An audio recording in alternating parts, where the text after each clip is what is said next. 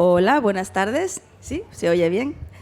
Bueno, en primer lugar, daros la bienvenida a esta sesión de hoy titulada A Desmilitarizar, organizada por la Coordinadora Asturiana de ONGs. Agradecemos a la Semana Negra este tiempo y este espacio que nos ceden con la carpa de la quemarropa.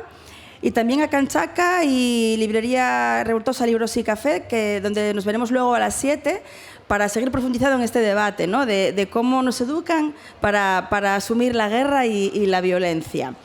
No quiero dejar de mencionar este libro, coordinado por Jordi Calvo, con 9 artículos de investigadores y activistas varios. Y, por supuesto, como tenemos media hora nada más, quiero ser bastante rauda y veloz. Primero, disculpando la ausencia de Per Brunet, que era el ponente que teníamos previsto, que por un asunto familiar de última hora no puede acompañarnos, pero en su lugar tenemos a José Luis Gordillo, a quien quiero agradecer sobre todo la premura con la que vino. Esto fue un secuestro en toda regla, el aviso fue de un día para otro y encantados de tenerle aquí. José Luis Gordillo es doctor en Derecho y profesor titular de Filosofía del Derecho de la Universidad de Barcelona.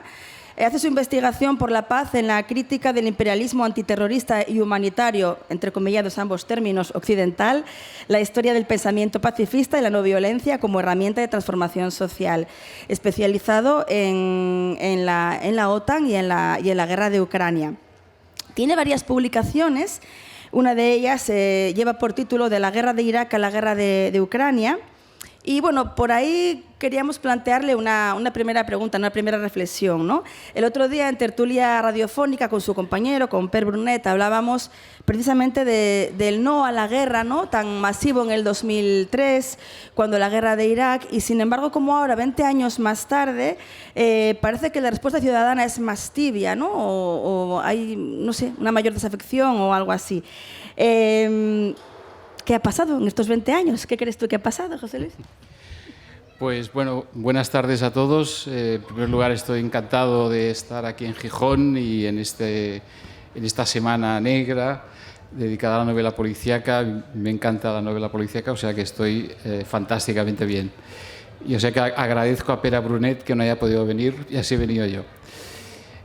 Bueno, yo creo que, claro, es una pregunta difícil, ¿no? ¿Qué ha pasado en estos 20 años? Yo creo que ha habido varios cambios, ¿no? Y transformaciones diversas.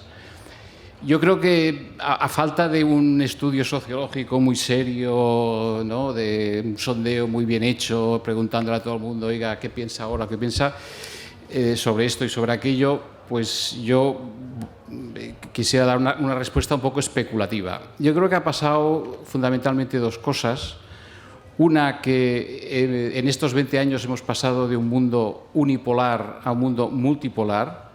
Es decir, ya no existe una única gran superpotencia, como ocurría hace 20 años, sino que ya existen varios polos de poder. Otra cosa es qué peso tiene cada uno de esos polos de poder, pero ya no estamos en un mundo donde un único grupo de estados, un estado y sus aliados, imponen su voluntad y deciden ahora invadir Afganistán, ahora invadir Irak. Resulta que, por acontecimientos diversos, por la evolución también seguramente por los excesos, ¿no? de la soberbia occidental, pues ya estamos en un mundo donde hay más de un polo de poder y eso a las personas, a la gente, les obliga a pensar de una manera más compleja. En cierta manera, yo creo que estamos volviendo, cuando uno, digamos, le presenta un conflicto armado en el que está implicado, como ocurre en el caso de Ucrania, dos potencias atómicas, dos potencias nucleares, estamos volviendo a la Guerra Fría, ¿no? Y sobre todo a la manera de pensar que teníamos algunos, que por edad nos tocó vivir todavía al menos la última década de la Guerra Fría, que es es decir, aprender a desbloquear tu mente y rehuir eso que a veces se llama el campismo, ¿no? Que es elige bando, tienes que elegir bando. O estás con uno o estás con otros.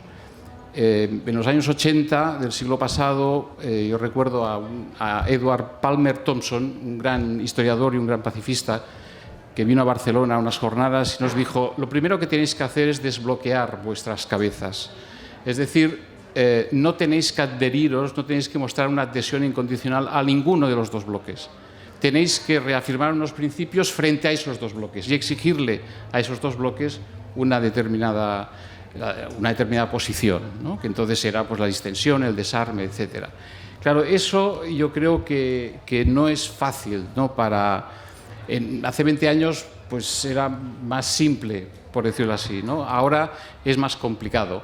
Y si además estás ya en medio de una guerra donde hay muertos, etcétera, y además porque a nosotros nos han metido en un bando, digamos, los gobiernos occidentales nos han metido en un bando indirectamente, pues eso también significa que debe ser capaz de cuestionar la propaganda bélica de los dos bandos, por decirlo así, de Rusia, pero también de la OTAN y de los países de la OTAN.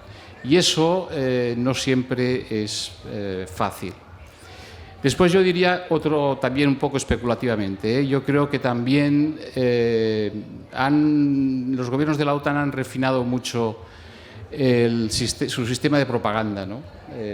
Y en ese sentido, refiriéndose al libro, yo creo que ha habido un silencioso proceso de militarización que ha ido colonizando, ¿no? las mentes. La guerra de propaganda es una guerra que tiene como campo de batalla nuestros cerebros.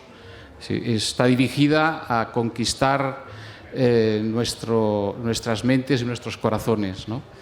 Y yo diría que en el caso especialmente de la guerra de Ucrania, pues por las circunstancias que he dicho también, ¿no? Porque ya no hay un solo malo, hay más malos, ¿no? En contra de lo que mucha gente puede pensar. Y entonces, pues bueno, la presentación que se ha hecho de esta guerra, sobre todo a partir de la invasión rusa el año pasado, induce a mucha gente a decir, bueno, pues es un pequeño país que se está defendiendo de otro país más grande, está bien que se le envíe armas, es decir, está bien que se nos vaya implicando por la puerta de atrás en realidad en esa guerra. Yo solo daré un dato para ilustrar esto de cómo hemos ido aceptando un marco mental, ¿no? Una plantilla para pensar acerca de ese conflicto en concreto. Yo creo que mucha gente piensa que la guerra de Ucrania empezó en el año 2022, sí, empezó cuando hubo la invasión de Rusia, ¿no? El secretario general de la OTAN, en una entrevista que le hacían en el Washington Post el 9 de mayo, dijo: la guerra de Ucrania empezó en el año 2014. ¿Vale? No es lo mismo pensar la guerra de Ucrania como una guerra que hace 1 año y medio que dura, o pensar que es una guerra que hace 9 años y medio que dura. Y si ustedes se sitúan, sobre todo en el lugar de la población civil que más ha padecido esa guerra de 9 años y medio, que son sobre todo las poblaciones de la parte oriental de Ucrania, ¿no? La parte del Donbass y tal, estarán de acuerdo en que 9 años y medio de guerra para cualquier población es terrible, ¿no? Y para ellos también. Claro, si uno piensa que hace 1 año y medio, pues bueno, a ver si en otro año ya lo hemos arreglado. Pero si uno piensa que llevamos 9 años y medio, la cosa puede cambiar, ¿no? Podemos empezar a pensar que habría que buscar una vía de salida a eso, porque ya es excesivo, ¿no? Y por otra parte, si uno sitúa como, siguiendo las directrices del secretario general de la OTAN, el señor Jens Stoltenberg, claro, si uno ve la guerra de Ucrania y ve lo que ha pasado con cierto detalle, verá que ahí las responsabilidades son responsabilidades compartidas. Porque además eso empezó siendo una guerra civil, pero una guerra civil en la que ya intervenían desde el principio potencias nucleares, Rusia sin duda, porque aprovechó la ocasión y se anexionó Crimea, pero también intervino Estados Unidos, Gran Bretaña y otros países de la OTAN desde el principio. Y entonces las cosas cambian, ¿no? Si todos pensásemos con esta plantilla mental acerca de la guerra de Ucrania, tal vez, a lo mejor, digo yo, empezaríamos a exigir a nuestros gobiernos alguna clase de responsabilidad, aunque fuera para dar una salida pacífica, para pedir pues un alto al fuego, unas negociaciones por la paz, inmediatamente ya, porque también depende de los gobiernos de la OTAN, depende de Rusia, obviamente, pero también de los... es un ejemplo de cómo el marco, ¿no? la manera en que se presenta, pues condiciona. Con todo, debo decir que es sorprendente que según las encuestas, según una encuesta que hizo una entidad que se llama Euroscopia, el 50% de la opinión pública española está a favor de una paz pactada, negociaciones de paz y paz pactada ya, incluso si eso comportase ceder territorios a Kiev. Me sorprende muchísimo que con el alud propagandístico que llevamos consumiendo, sobre todo desde hace un año y medio, la mitad de la población, o sea, uno de cada dos de ustedes, si las estadísticas son buenas, no se cree, digamos, esa presentación unilateral de que solo hay un malo, solo hay un culpable, etcétera, etcétera. No sé si te he contestado mucho, es un poco especulativo, ya he dicho que era todo un poco especulativo. Es que, bueno, ya como os comentaba, es experto en la OTAN y en la guerra de Ucrania, y ya que sacamos el tema, la tenía un poco guardada para luego, pero bueno, casi comentamos ahora que mañana y pasado se celebra en Lituania la cumbre de la OTAN. No sé si puedes contarnos esta cumbre, qué importancia tiene y qué consecuencias puede tener para la guerra de Ucrania. Bueno, yo creo, claro, hay en las cumbres estas, hay una parte visible, la parte que se explica a las poblaciones, y lo que se explica es que el asunto fundamental es de si se va a aceptar a Ucrania dentro de la OTAN o no, y parece que no, por razones bastante obvias, porque un país que está en guerra, si entrase en la OTAN, inmediatamente todos los otros países de la OTAN deberían acudir a ayudarles oficialmente. Ahora ya lo hacemos enviando armas, etcétera, ¿no? Porque el Tratado del Atlántico Norte tiene un núcleo duro, que es el artículo 5, que es aquello que dice que si atacan a uno, todos los otros tienen que defenderle. Por tanto, si Ucrania entrase en la OTAN, oficialmente el resto de estados, los 31 estados, deberían. Bueno, Ucrania podía solicitar, por ejemplo, el envío de tropas y los otros tendrían, por decirlo así, la obligación legal de hacerlo. Eso es lo que se dice. Pero yo creo que en estos días, durante y después de la cumbre de Vilnius, lo que se estará decidiendo sobre todo es qué hacer a partir de ahora. Es decir, la famosa contraofensiva ucraniana ha fracasado y si ha fracasado, ¿qué se hace a partir de ahora? ¿No? ¿Qué se hace si el objetivo sigue siendo lo que ha dicho Zelensky, el gobierno de Kiev, que es hay que echar primero a los rusos de todas las zonas que controlan y después ya negociaremos con ellos, ¿no? Pero primero hay que echarlos. ¿Cómo los echas? ¿Cómo los echas si se han enviado tanques Leopard, se han enviado misiles Javelin? Es decir, toda la recogida esta de armamento que se ha solicitado y que se ha concedido era para la famosa contraofensiva. Si está fracasado, ¿qué pasa? La guerra de Ucrania desde el otoño pasado se ha estancado. Es decir, los frentes varían poco. Hay ataques, contraataques, a veces se conquista una ciudad, otra se pierde, pero los frentes están estabilizados. Y eso puede durar, es decir, puede durar muchos años. Podemos estar así, ¿no? Ahora atacan unos, ahora atacan los otros. La montaña de cadáveres va aumentando, pero los frentes no se mueven, o se mueven muy poco. Es un poco como volver a la Primera Guerra Mundial, a la batalla de Verdún, quiero decir, la guerra de trincheras, miles de soldados, unos atacaban, los mataban a todos, los otros contraatacaban, también los mataban a todos, y los frentes estaban igual, ¿no? Prácticamente no se movían. ¿Para qué sirve entonces la guerra? ¿Para qué sirve que siga muriendo gente y continúe la destrucción de Ucrania? ¿Para qué sirve? Entonces ahí la dicotomía, el gran dilema que tienen los dirigentes de Estados Unidos y la OTAN es: o bien enviamos soldados, los militares dicen que cuando uno cuando uno ataca, necesita 3 soldados más, 3 soldados por cada soldado que está defendiendo. Ucrania tiene 250.000 soldados, pues necesitaría 3 veces más, 600.000, ¿no? No los tiene. Además de los tanques y de las bombas de racimo y tal. Pero cuando unas tropas se atrincheran hay que sacarlas de ahí de alguna manera. Entonces sí, los países de la OTAN, y yo creo que esto es lo que se está discutiendo la trastienda alrededor de la cumbre de Vilnius. Se envían soldados, soldados alemanes, soldados italianos, soldados españoles. Eso sería la primera guerra directa entre potencias nucleares de la historia de la humanidad. Y eso ya merecería el nombre de Tercera Guerra Mundial. Si la OTAN decide enviar soldados, eso sería ya directamente la Tercera Guerra Mundial, y es difícil pensar que eso no acabe en la utilización de armas nucleares, ¿no? Yo creo que en todo caso se utilizan armas nucleares, incluso sin utilizarlas, Ucrania quedaría devastada.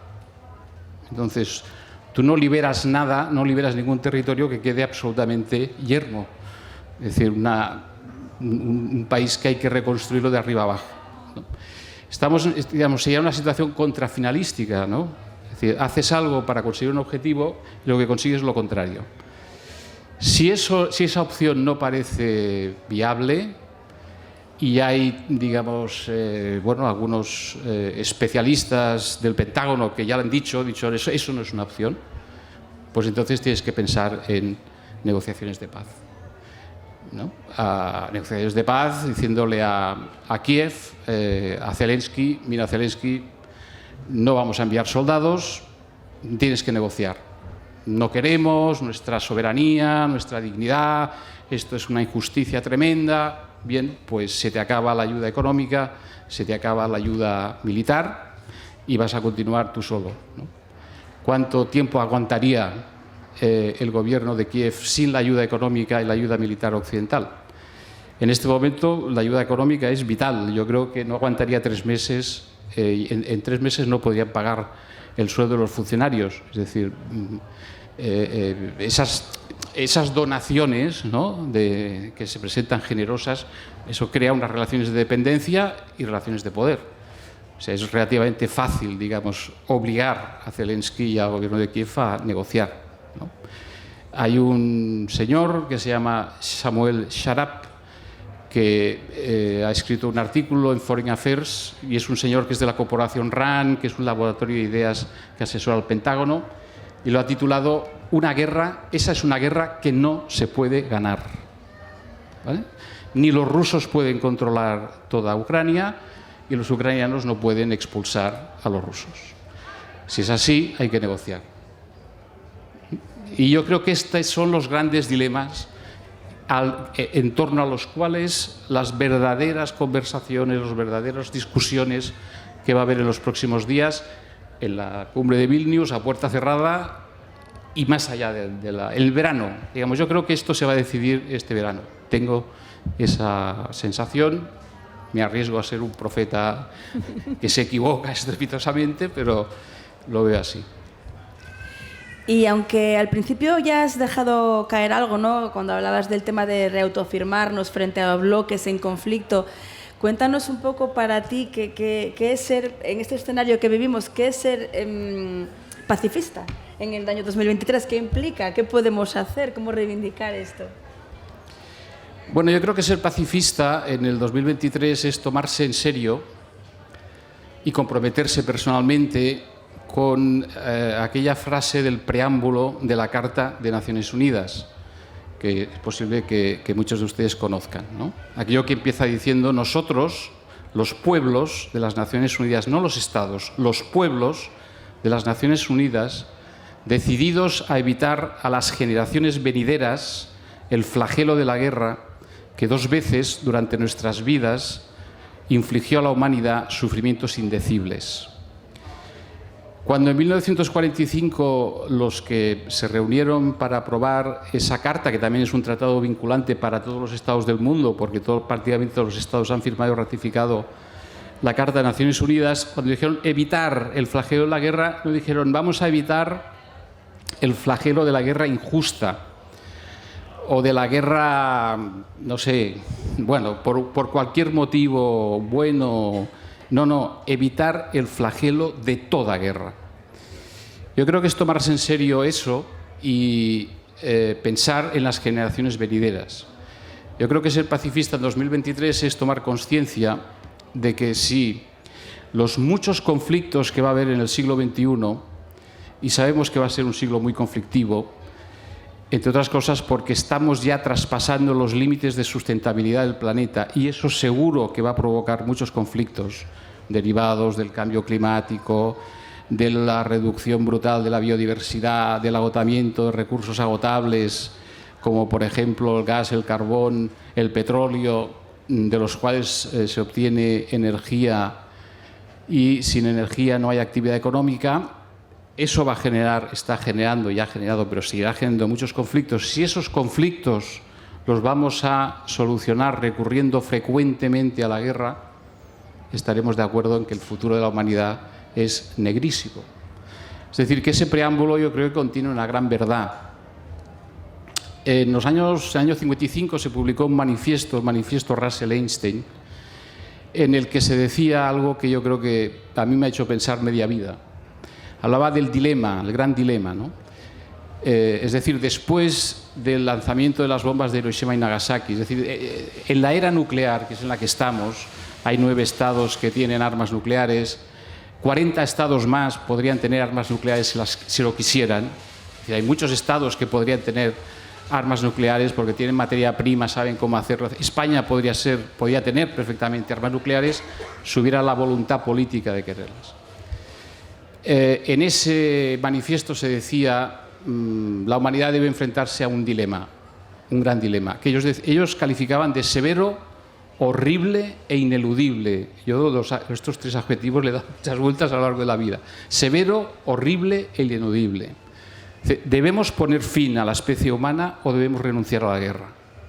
Yo creo que eso es así, era así en 1955 y lo sigue siendo en el 2023. Los pacifistas somos los que decimos tenemos que renunciar a la guerra y nos tenemos que comprometer para hacerlo. Olvidé comentar al principio que tanto esta actividad como muchas que hacemos desde la coordinadora de ONGs son también un poco en respuesta, ¿no?, al Festival Militar Aéreo de este ayuntamiento, que cada año sobrevuelan aviones, cazabombarderos sobrevuelan, ¿no?, la playa de Gijón. Y en los artículos de este libro fundamentalmente hablan pues un poco también que ser pacifista es más allá de hablar de guerras, es digamos debilitar estructuras que generan guerras o violencia, ¿no? Este festival aéreo se puede enmarcar en una actividad lúdica, festiva, pero que disfraza un mensaje bélico o hace propaganda del ejército, ¿no? ¿Tú qué dirías a las autoridades que promueven estos eventos o al público simpatizante? ¿Cómo les convencerías? ¿Qué argumentos para esto? Danos argumentos. Es complicado esto. Porque por un lado es un espectáculo que puede ser divertido de ver, ¿no? Puede ser atractivo. Yo entiendo que los niños y no tan niños les guste mucho ver a unos aviones hacer acrobacias y tal. Ahora bien, yo diría, ¿qué sentido tiene este tipo de espectáculo? Desde el punto de vista de la política de defensa, si los aviones vuelan, volarán igual si se hace el espectáculo o no se hace el espectáculo, ¿no? No va a depender de eso. ¿Qué es entonces? Pues es un espectáculo para obtener adhesión, ¿no? Para obtener apoyo bueno, en este caso, pues a la Fuerza Aérea del Ejército Español, ¿no? No tiene más finalidad que esa. Podía ser un espectáculo de aviones civiles que hicieran lo mismo, ¿no? Y más bonito y todo. Y bueno, y también sería atractivo, ¿no?, desde el punto de vista para todos, hasta yo también lo iría a ver. Pero tiene ese plus, ¿no?, que son cazas, que etcétera, ¿no? Y de alguna manera pues también, ¿no?, en fin, buscan la adhesión, ¿no? Yo les diría, ¿por qué no nos gastamos el dinero en otras cosas, ¿no? En otras cosas menos, más útiles, ¿no? La sanidad, la educación, la ley de la dependencia, ese tipo de cosas, ¿no? Me parece un espectáculo un poco inútil. Totalmente de acuerdo. Como nos quedan unos minutinos, no sé si desde el público queréis plantearle alguna reflexión, comentar alguna pregunta. Los micros, claro, no pensamos en esto.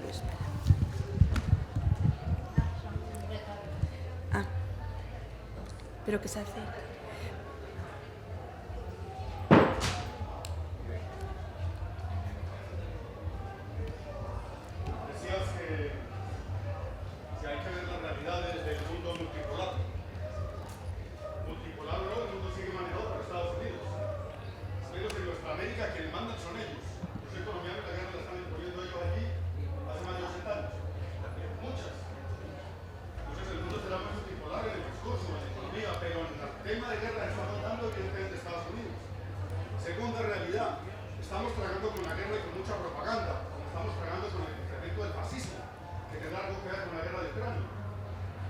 pregunta va por ahí. ¿Tiene algo que ver el fascismo y el incremento del fascismo con la guerra de Ucrania y la respuesta rusa, o es que los rusos son malos y les dio por ser malos?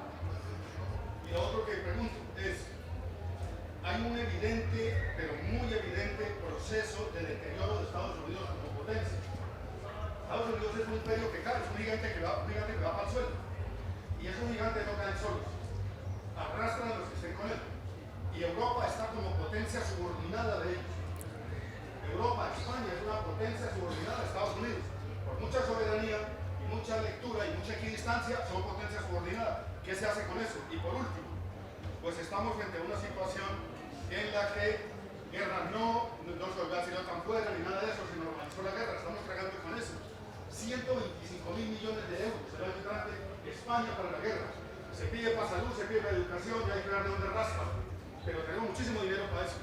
¿Qué se responde ahí? Gracias. Yo estoy parcialmente de acuerdo con muchas de las cosas que ha dicho usted, pero en el mundo en el que estamos, Estados Unidos ya no puede imponer su voluntad absolutamente como lo podía hacer hace 20 años. Es decir, he hablado de Rusia y después China, ¿no? China como potencia, si no es la primera potencia económica, pues lo será el año que viene o el siguiente.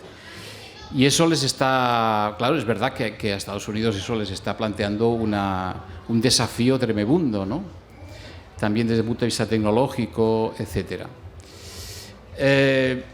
Ahora bien, insisto, yo creo que la guerra de Ucrania hay que explicarla, yo haría esta descripción, ¿eh? Yo creo que por un lado está la catastrófica expansión hacia el este de la OTAN, una catástrofe. El arquitecto de la disuasión nuclear norteamericana, George Kennan, o sea, el que se inventó toda la estrategia en los años 40, 50 acerca de lo que había que hacer respecto a la Unión Soviética, cuando en 1997 tuvo conocimiento de que Clinton había decidido que la OTAN avanzara posiciones hacia las fronteras rusas, escribió un artículo en el New York Times titulado "Un error fatal", ¿vale? A fateful error, un error fatal. Estamos de acuerdo que ha sido un error más que fatal, ¿vale? O sea, el señor Kennan, con el que yo no tengo muchas cosas en común, pero la acertó, ¿eh? Ahora bien, por otra parte, hay un país que económicamente pues que es la Federación Rusa, que va bajando puestos en el ranking mundial, pero tiene todavía armas nucleares, un complejo militar industrial, y se enfrenta a ese avance de la OTAN hacia el este, o intenta contenerlo practicando lo que yo llamaría un imperialismo de proximidad.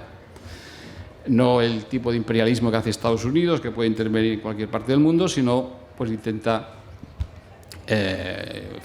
sobre todo que no hayan bases militares con armas nucleares apuntando en las fronteras, ¿no? También hay razones históricas, es decir, la invasión de la Alemania nazi de la Unión Soviética en el año... O sea, las exigencias, los intereses de seguridad de Rusia son reales, hay que tenerlos en cuenta, y habrá que tenerlos en cuenta cuando se acabe esto. Si esto no va a la Tercera Guerra Mundial, habrá que tenerlos y habrá que rediscutir otra vez sobre seguridad europea, etcétera, ¿no? Porque a Estados Unidos nunca aceptaría que en México se pusieran bases militares con misiles nucleares apuntando hacia Los Ángeles y tal. Los chinos han dicho que quieren poner una base militar en Cuba y ya han puesto el grito en el cielo, etcétera. O sea, si tú aplicas esa lógica, tienes que reconocer que Rusia tiene intereses legítimos de seguridad, pero eso no justifica las matanzas, las masacres, los bombardeos. Es decir, los ucranianos, la población civil ucraniana no puede pagar el pato, digamos, de un doble juego, de ese choque, ¿no? entre una gran potencia en declive y una potencia que todavía tiene, desde una mentalidad muy militarista, todavía quiere jugar una baza, digamos, en la escena mundial recurriendo a la guerra, ¿no? Yo creo que eso es. Entonces, para acabar, no sé si ya nos van a echar, el fascismo y el militarismo siempre han tenido una relación bastante directa, y más si hablamos en Europa. Es decir, la guerra siempre genera, en realidad exige modelos de gobierno autoritarios. en sí misma hay una lógica de la propia guerra que exige que se tomen decisiones rápidamente, etcétera, ¿no? Es decir, bueno, en Ucrania pues se legalizó a 11 partidos políticos y todo el mando, digamos, de todas las operaciones está concentrada en muy pocas personas. Es difícil que haya guerras que puedan librarse de forma asamblearia, digamos, ¿eh? Por tanto, hay una relación bastante directa. Y el fascismo, bueno, en el caso de Ucrania es una infamia decir que todos son nazis, eso no es verdad, pero hay muchos nazis en Ucrania, esa es la verdad. Es decir, cuando Zelensky ilegaliza 11 partidos de izquierda, no ilegaliza a los partidos de extrema derecha. Podía haberlo hecho, entre otras cosas para hacer frente a la propaganda rusa, ¿no? Hay organizaciones de extrema derecha, armadas, organizadas, bueno, y eso seguramente puede ser un ejemplo. Si en Europa no soplan vientos muy buenos a favor de la democracia, la justicia social, el igualitarismo, etc. Me temo que tenemos que cortar ya. Yo sé que hay una persona que quiere hacer una pregunta, pero podemos o bien hablar ahora en privado con él un minutín, o a las 7 seguimos en Kamchatka. Muy breve, pero breve, no me dicen que no podemos. Hablamos con él ahora a la salida. 7 estamos en Kamchatka. Lo siento mucho.